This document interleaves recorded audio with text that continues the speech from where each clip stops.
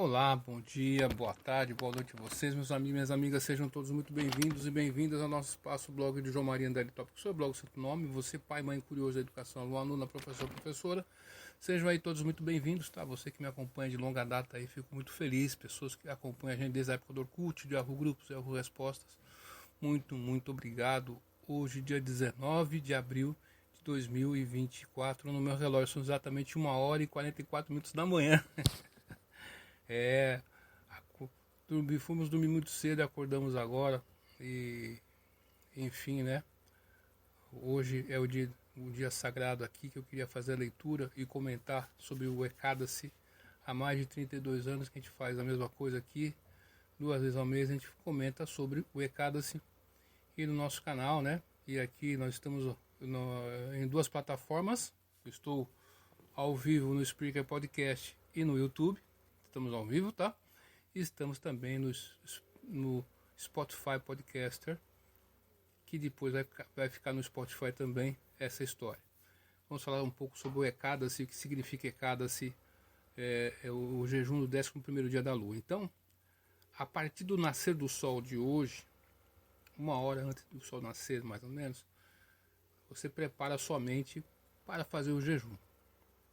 Basicamente, os nossos seguidores ali de todas as plataformas aí, 1% aí gosta desse conteúdo, né?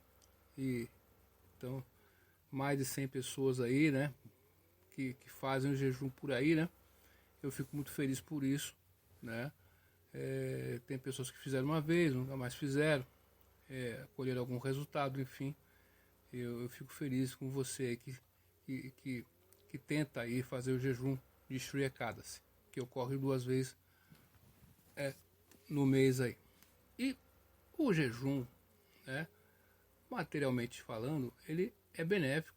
A ciência, né, uma universidade da Califórnia produziu alguns estudos sobre isso, do jejum, né, e o pessoal fala sobre jejum intermitente, mas o nosso caso aqui é um jejum espiritual, é um jejum voltado para Bhakti, para a devoção a Deus. Você entrega, você faz aquele sacrifício em serviço devocional para Deus, é isso. O jejum de Ekadasi significa isso. O Ekadasi significa o próprio Krishna, o próprio Deus. Ele é a personificação do Ekadasi.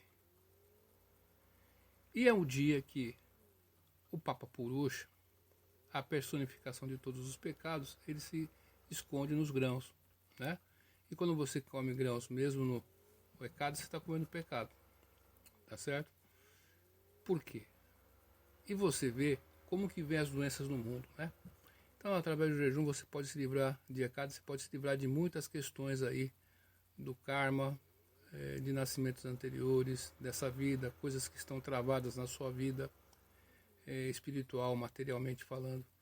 E você pode perguntar-se, mas por que Deus iria fazer um jejum e iria conceder benefícios materiais para a pessoa que faz o jejum?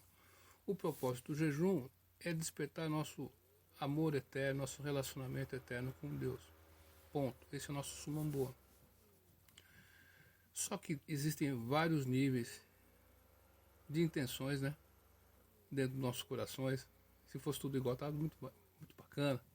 Então tem gente que está avançada, tem gente que não está tão avançado. Então Deus vai dar aquilo que você está buscando. Ele vai dar um incentivo para você fazer aquilo. O importante é fazer. E você vai avançando nesse propósito conforme você vai fazer um jejum, certo? Mas o jejum, você perceba que é difícil. Por quê?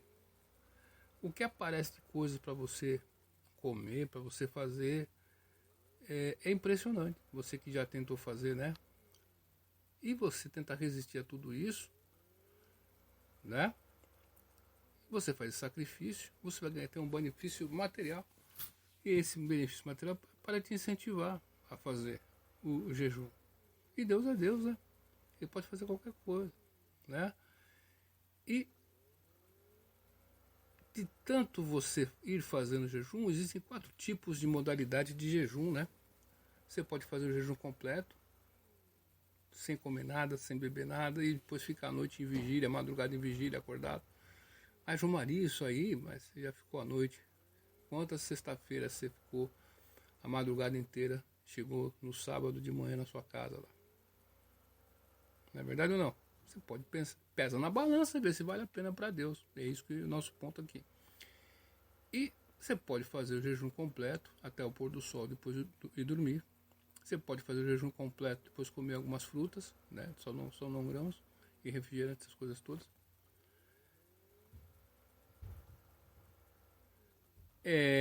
Você pode fazer o jejum até o meio-dia e depois comer frutas, né? Você pode comer frutas o dia inteiro, tá certo? Ou você tem gente que só vai beber água o dia inteiro, vai ficar sem beber água, ou você escolhe a maneira que você queira. E você que está convalescente, né? Você que está convalescente, que está difícil aí, está se recuperando, por ouvir as histórias e o nome dos ecadas, são 26 ecadas, tá certo? Por pronunciar os nomes dos 26 ecadas, você alcança o mesmo nível de uma pessoa que fez o jejum. Mas como que isso é possível, João Maria? Porque Deus é absoluto, né? Então tudo que toca a personalidade de Deus, por exemplo, se meu filho falar meu nome, não vai dar em nada. Eu não vou aparecer, mas Deus não é assim. Ele já está presente ali. Nós não estamos vendo, mas ele está de presente já. Ele pode fazer qualquer coisa, tá certo? Om Purnanda, Rapunaidam, Purna Purna, Udyachate, Purna Purna, Adaya, Purna Eva, Vasishyate. A personalidade de Deus é perfeita, completa, e por ser perfeitamente completa, todas as unidades que emanam dele, mesmo assim que emana muitas coisas dele, ele permanece equilíbrio completo. Então, ele pode fazer qualquer coisa, né? Pode comer com os olhos, com a boca, com o pé. É Deus, Deus é absoluto, né? E nós temos um conceito limitado, né? Devido à dualidade desse mundo. Então a gente tenta enxergar o mundo transcendental através de visões dualísticas, né? A gente tem que superar raga doenças de muxastufas, tem que superar essa ragas doenças, essas contradições, né? Bom, ruim, e transcender, né? Então, esse aspecto de Deus, da transcendência, e sobre a transcendência nós temos o aspecto Brahman de Deus, o aspecto impessoal, né? Temos o aspecto localizado, que é Deus nos nossos corações, e temos o aspecto Bhagavan, aquele que possui, que é uma pessoa, uma personalidade, tá certo? Enfim. Dito isso aí, vamos ver a história do Ekadasi Vrata, Kamada Ekadasi, que ocorre hoje a partir do nascer do sol. Tá certo? Você escolhe a maneira que você queira fazer. Se você não conseguir fazer, só por ouvir essa história, você já se beneficia. Eu estou aqui no YouTube, e no YouTube a gente vai fazer um resumão aqui para que você possa... eu tenho 15 minutos para falar ao vivo, então a gente vai dar uma resumida aqui para você do YouTube aqui, tá certo? A história do Ekadasi Vrata Kamada. Siddha Sutta Goswami disse: ó sábios, permitam que eu ofereça minhas humildes e respeitosas reverências ao Supremo Senhor Hari, Bhagavan Sri Krishna, o filho de Devaki e Vasudeva, por cuja misericórdia posso descrever o dia de jejum que remove todos os tipos de pecados. Foi para o devotado Yudhishthira que o Senhor Krishna glorificou os 24 Ekadasis primários que destroem o pecado. E agora vou recontar uma dessas narrativas para vós, grandes sábios eruditos. Selecionaram 24 narrativas dos 18 Puranas, pois são realmente sublimes. E o Yudhishthira Maharaja disse: ó Senhor Krishna, ó Vasudeva, por favor, aceite minhas humildes reverências. Por favor, descreva para mim o Ekadasi que ocorre durante a parte iluminada do mês de Chaitra, março-abril. Qual o seu nome e quais são as suas glórias? O Senhor Sri Krishna respondeu: ó Yudhishthira, por favor, ouça-me atentamente enquanto relato a antiga história deste sagrado Ekadasi, uma história que Vasistha Muni certa vez relatou para o rei Dilipa, o bisavô do Sr. Ramachandra. Terça-feira foi o dia do Sr. Ramachandra, né? O rei Dilipa perguntou ao grande sábio Vashista: ó Brahmana sábio, desejo ouvir sobre Ekadasi que vem durante a parte iluminada do mês de Chaitra. Por favor, descreva-o para mim. Vashista Muni respondeu: ó rei, tua indagação é gloriosa, de bom grado contarei o que desejas saber, o Ekadasi que ocorre durante a quinzena clara de Chaitra, e é chamado Kama Ekadasi. Ele consome todos os tipos de pecado, assim como um incêndio florestal consome um suprimento de lenha. Lenha seca. É muito purificante e confere o mais alto mérito a quem o observa fielmente. Ó rei, agora ouça uma antiga história que é tão meritória que remove todos os tipos de pecados. Simplesmente por ser ouvida uma vez, há muito tempo atrás, existia uma cidade-estado chamada Ratnapura, que era decorada por ouro e joias e na qual serpentes de afiadas presas desfrutavam da intoxicação. O rei Pundarika era o governante deste mais belo reino, que contava com muitos Gandharvas, Kinnaras e Apsaras entre seus cidadãos. Entre os Gandharvas havia Lalita e sua esposa Lalita, que era uma dançarina especialmente maravilhosa. Esses dois tinham intensa atração um pelo outro, e seu lar era cheio de grande riqueza e finos alimentos. Lalita amava seu marido muito e, por sua vez, ele também constantemente pensava nela em seu coração. Uma vez na corte do rei Pundarika, muitos Gandharvas estavam dançando e Lalita estava cantando sozinho, sem sua esposa. Não pôde evitar de pensar nela enquanto cantava, e por essa distração perdeu-se na métrica da melodia e da canção. De fato, Lalita cantou indevidamente o final da sua canção, e uma das serpentes invejosas que estavam presente na corte do rei queixou-se ao rei que Lalita estava absorta em pensar na sua esposa em vez no seu soberano. O rei ficou furioso ao ouvir isso e seus olhos ficaram vermelhos de raiva.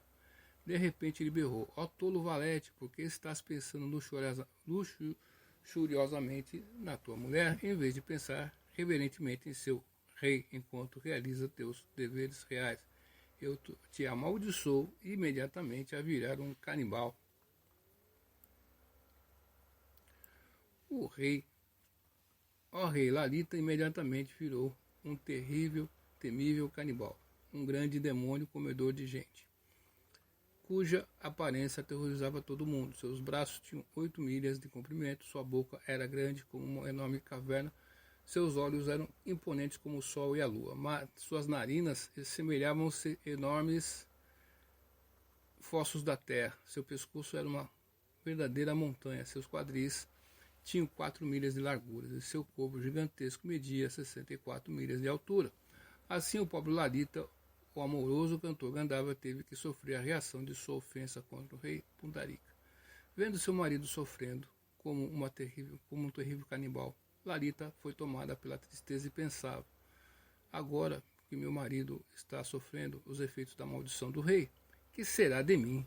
Que devo fazer? Para onde devo ir? Desse modo, Lalita lamentava dia e noite. Em vez de gozar da vida como uma esposa de Gandharva, ela tinha que vagar por toda a selva densa com seu monstruoso marido, que caíra completamente sob o encanto da maldição do rei, que estava inteiramente ocupado em terríveis atividades pecaminosas.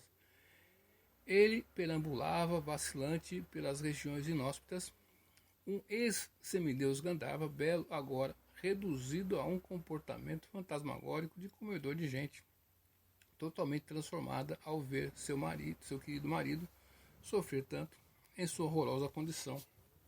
Lalita começou a chorar enquanto seguia sua longa jornada. Por boa fortuna, entretanto, Lalita encontrou com o sábio Shring, que estava sentado no pico da famosa colina Vindhyachala. Aproximando-se dele, imediatamente ela ofereceu as suas reverências. O sábio notou, acurvando-se diante dele, e disse: ó mais bela, quem és? E Lalita disse: aqui eu vou dar uma resumida aqui. E ela foi aconselhada a fazer o jejum, né? E ele conseguiu aí, por mérito que ela fez o jejum e deu os créditos para ele, ele perdeu a condição fantasmagórica, tá bom? É basicamente isso. Você que está no YouTube aí, obrigado aí, tá certo? E para você que está no Spotify, a gente vai continuar a história, beleza? Obrigado aí, tudo de bom para você e bom recado.